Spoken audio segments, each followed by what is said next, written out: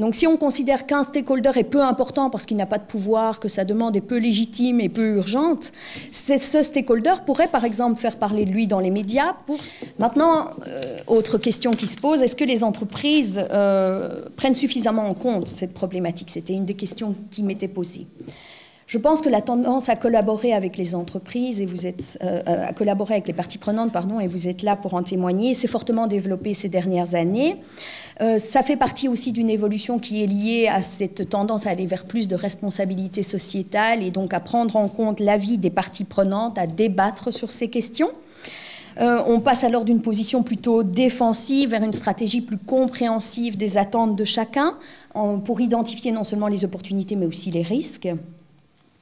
Maintenant, selon une étude qui a été menée par Business and Society Belgium, que vous connaissez probablement, hein, qui regroupe une 50aine d'entreprises de différents secteurs autour de la responsabilité sociétale de l'entreprise, selon cette étude, les pratiques les plus courantes en termes de gestion des parties prenantes sont le questionnaire, sous forme d'interview ou sous forme écrite, le panel, qui réunit différents stakeholders pour échanger des points de vue, identifier les risques et les opportunités, et in fine les engagements contractuels, essentiellement des partenariats avec des ONG.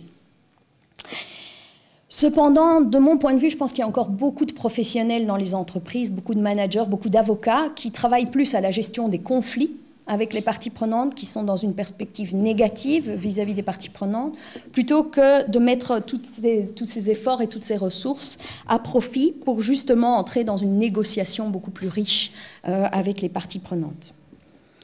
Qu'en est-il maintenant des PME? C'est une question qui m'était également posée. Je pense que dans les PME, on est plus proche en général de ces parties prenantes par la petite taille de l'entreprise.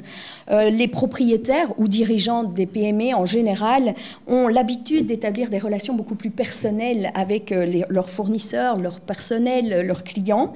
Et donc, à ce niveau-là, on peut considérer qu'il y aurait beaucoup à apprendre à regarder comment les PME fonctionnent pour adapter ça, ces best practices au niveau des PME pour les plus grandes entreprises.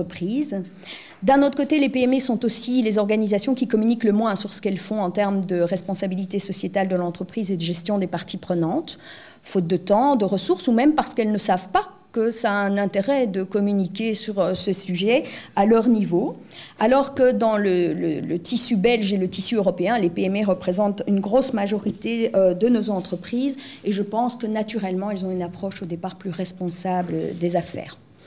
Au niveau européen, est-ce qu'il y a des positions en la matière? Il y en a beaucoup. Je pense qu'il y a vraiment beaucoup de choses qu'on peut aller lire et beaucoup d'outils qu'on peut se procurer sur le site de la Commission européenne, notamment pour les PME, ils ont développé un outil qui permet d'avoir accès à des études de cas de ce que font les entreprises européennes en la matière, la publication des résultats des tables rondes où participaient des PME au European Multi-Stakeholder Forum, une boîte à outils spécifique pour les PME. Et plus largement, au-delà du cas spécifique des PME, il y a également des publications intéressantes qui peuvent être trouvées sur des sites comme celui de CSR Europe. Ainsi, par exemple, Total, GDF Suez et l'Observatoire pour la responsabilité sociétale des entreprises a mis sur pied un guide pratique pour aider les entreprises à collaborer avec leurs parties prenantes. Ce guide fait 68 pages, est téléchargeable gratuitement sur Internet. Si ça vous intéresse, j'en ai une copie papier avec moi.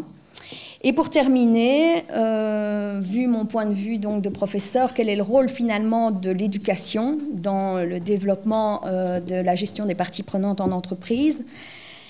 Il est clair qu'il faut informer, éduquer les jeunes sur ces matières pour que finalement on adopte des comportements plus respectueux des différentes parties prenantes dans les entreprises.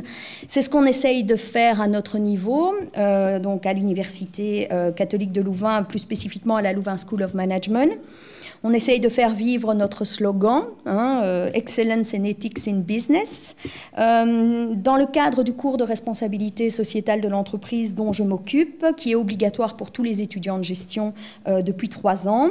Nous partons du principe qu'il n'est pas possible de changer les organisations sans changer les personnes qui les composent.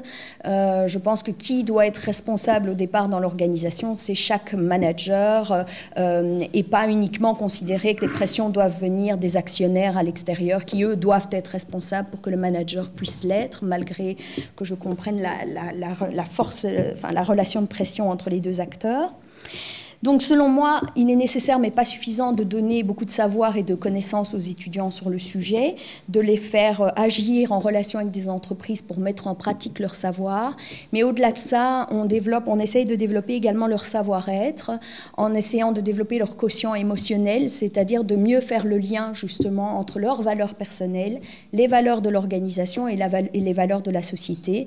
Le tout bien sûr en gardant en tête l'objectif également financier. On n'essaye pas là d'avoir une vue idéaliste non plus qui supposerait que les profits n'ont pas d'intérêt. Pour ce faire, il faut aussi réveiller chez eux le goût d'entreprendre et d'innover, parce que beaucoup des problématiques liées à la gestion des parties prenantes, il n'y a pas de réponse toute faite qui existe déjà à l'heure actuelle. Il faut innover, créer de nouvelles idées.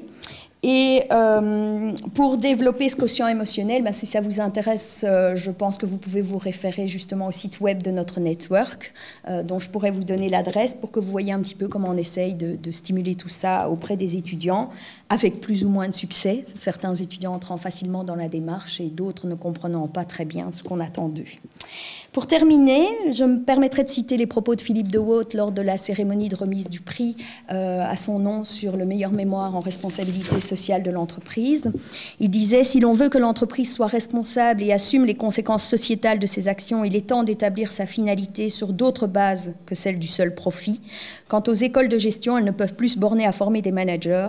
Elles doivent éduquer des dirigeants responsables, les aider à développer des têtes où il y a de la lumière, des cœurs qui ont du mouvement et des âmes qui ont du goût. » Voilà, je vous remercie.